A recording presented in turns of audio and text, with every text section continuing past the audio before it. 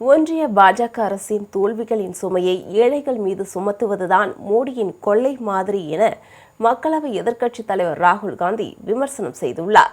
இது தொடர்பாக அவர் வெளியிட்டுள்ள எக்ஸல பதிவில், ஏழை மக்களுக்கு எதிரான பொருளாதார கொள்கைகள் மற்றும் சமரசம் செய்து கொள்ளப்பட்ட வெளியுறவு கொள்கை ஆகியவற்றின் விளைவாக லட்சக்கணக்கான ஏழை குடும்பங்களும் பெண்களும் விறகு அடுப்புகளின் நச்சு புகையை சுவாசிக்கும் அவல நிலைக்கு தள்ளப்பட்டுள்ளதாக குற்றம் சாட்டியுள்ளார்.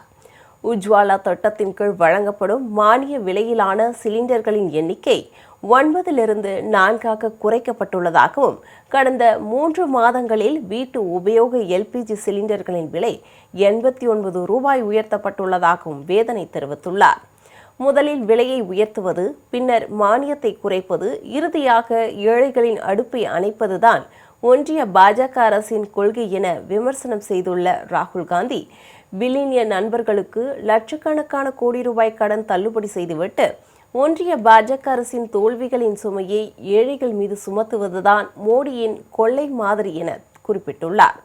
நீங்கள் உருவாக்கியுள்ள இந்த சீர்குலைந்த பொருளாதாரத்திற்கு தொழிலாளர்கள், விவசாயிகள், பெண்கள் மற்றும் நடுத்தர மக்கள் மட்டும்தான் விலை கொடுக்க வேண்டுமா எனவும் வினவியுள்ளார்.